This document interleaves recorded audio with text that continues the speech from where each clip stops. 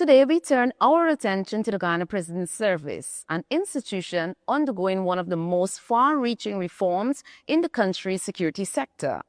In this episode, we look at how the prison service is being transformed, how rehabilitation is being prioritized to reduce repeat offending, and how the system is addressing long-standing issues like overcrowding and contraband. Our guest is Nicklan Elliott, Director of Prisons. With over 20 years of experience, he began his career as a prison officer and has worked his way through every level of the service. Today, he is leading its transformation, raising professional standards, modernizing its systems, and shifting the culture from punishment to purpose. Welcome, sir. Thank you for having me. What is the role of the Guyana Prison Service, and how has it changed in recent years? The Guyana Prison Service is responsible for safe custody, rehabilitation, and reintegration of prisoners as a part of the national security framework and the criminal justice system. In recent years, its role has evolved significantly, focusing on rehabilitation, investment, and institutional reform. Rehabilitation, this is the core mission of the Guyana Prison Service, where we expose prisoners to several training programs such as carpentry, joinery, and masonry. These programs are facilitated by qualified facilitators, and the programs are accredited. Investment. Since 2021, the Guyana Prison Service has received the largest investment ever. 28 billion Guyana dollars has been invested into the prison service, focusing on prisoners' rehabilitation, training of officers, and rebuilding key infrastructures like this, where we are at Luziknan, Mazrini, and at New Amsterdam. This also addresses the issue of overcrowding. Before, in the past, we had issues with overcrowding. Today, we no longer have that overcrowding issues within the prison system because of the largest investment in the physical infrastructure within the prison. Institutional reform, we are currently reviewing our laws, standing orders, and strategic plan to ensure that the prison service becomes a modern prison service. And we are adopting the Nelson Mandela rules, which focuses on rehabilitation, humane conditions for prisoners, allowing them to have access to legal services and healthcare services within the prison. Overall, our entire vision is to ensure that we operate within a human rights perspective, and to ensure that our system is in keeping with modern-day correctional best practices. How many prisoners are there in Ghana, and how many are repeat offenders? The prison population is just over 2,000 prisoners, and this reflects a 3% drop in last year's population. Repeat offenders, the recidivism rate for Guyana for 2024 stands at 14%. But let me explain the definition for recidivism. This is where persons who repeat offenses and return to prison. And I must say that Guyana has the lowest recidivism rate within the CARICOM region. For example, in Barbados, it stands at 60%. Trinidad and Tobago, 50%. Suriname, it is over 45%. We in Guyana, we are working to reduce our recidivism rate by having a multi-stakeholders approach. The Guyana Prison Service is working with the Ministry of Labor to address prisoners who may want to be a part of the job bank and the labor market. We have the Guyana Police Force, who is working on the social prevention programs. We have the Ministry of Human Services, have a number of social programs within the community. And this by itself will help us to further reduce the level of recidivism within the Guyana Prison Service. Overall, we are working to ensure that the recidivism rate is much lower than it is at the moment. What's your response to public concerns about contraband in prisons? Example, phones, weapons, and drugs. We have recognized that contraband is a serious security risk to the public, staff, and the rehabilitation efforts in the prison system. While this issue has not disappeared, we have took several measures to prevent the contraband from entering the prison. But of course, we also looked at the root causes of contraband entering the prison. For example, this can be facilitated through the construction work within prisons, dishonest officers, persons throwing items over the prison fence, and visitors taking advantage of concealing items in various means. We would have took a number of measures to prevent contraband in prison. For example, we are installing state-of-the-art walk-through body and back scanners, and this will be done at all the prison locations.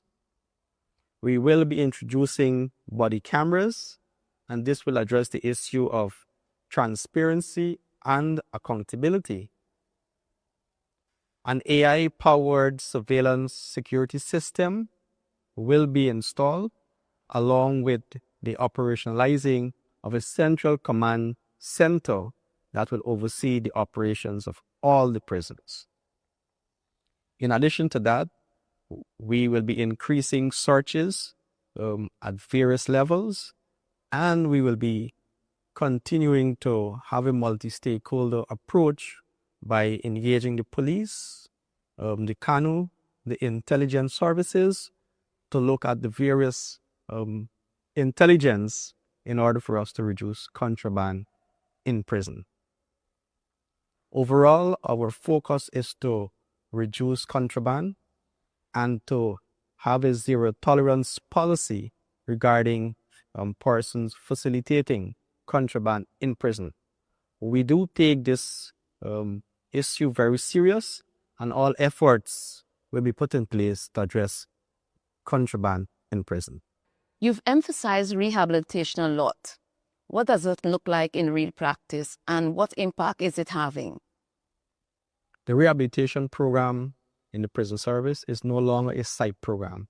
It is the core mission of the Guyana Prison Service. We're focusing on education, work employment, and post-release activities. So for education, prisoners are exposed to various skills training programs, such as carpentry, we have culinary arts, agriculture. For the Guyana Prison Service, we would have built vocational training school right here at Lusiknan, New Amsterdam, and at Timiri. We also have trade shops where persons can learn the various trades such as joinery and carpentry.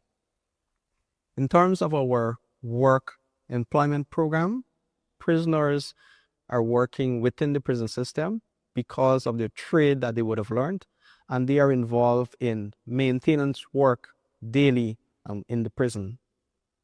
And so that by itself enables them to practice their skills.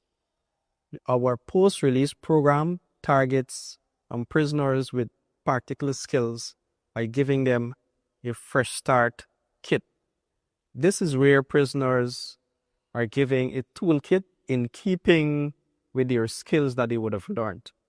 And the overall program is to ensure that they're employed on release from prison by using their skills, and so that they can earn for themselves and family. And so our rehabilitation focus is to ensure that we have fewer prisoners return to prison and they have the coping mechanism out there to sustain themselves. So we will see in the near future the prison population reducing because of all of these efforts regarding our focus on within the prison system. What's being done to raise standards, tackle misconduct, and to hire the right kind of officers? For me, over the past 20 years, I would have seen significant changes in the prison service. I joined the prison service because I wanted to change lives. I wanted to be a part of the journey to ensure that I serve my country in a very simple way. And looking at the guy in the prison service, it allowed me to interact with prisoners who the society basically don't want to hear anything about. But for me, giving them a second chance is very, very much important. And so I encourage persons to join this noble profession because you can also help to change lives. You can also help to be a part of that reform process. And so that by itself will help us to have a safer communities. So when these persons are released from prison, we know that they are equipped with coping mechanisms that will prevent them from committing an offense. And so with regards to raising the standard of the organization, I would have seen the condition of service improve from then to now for officers. The salaries for officers has also been increased, allowing them to improve their standard of living. With regards to our training program, they are now accredited by the University of Guyana. This means that the level of the delivery of the program will be at a very high academic standard. When we talk about the issue of recruitment, this is a very significant task for us. There is a recruitment board that is dedicated to this task by going to all 10 regions of Guyana and to look at a diverse workforce, to look at qualified persons, showing them the benefits of joining the organization and how they can use their skill set to enhance the lives of persons. And that by itself would allow us to have more persons being employed in the organization and for a purpose. And so overall, the standard of the organization will continue to raise because I am dedicated as a leader to ensure that we have a standard that where the public perception would have that trust in us in order for us to execute our core mission, which is rehabilitation of offenders. The prison service isn't just about keeping people in custody, it's about helping them build skills, contribute to society, and return with a second chance. We thank Director Elliott for his leadership and for joining us. Thank you for joining us on another episode of Safeguarding Our Nation. Until next time, stay informed and stay safe.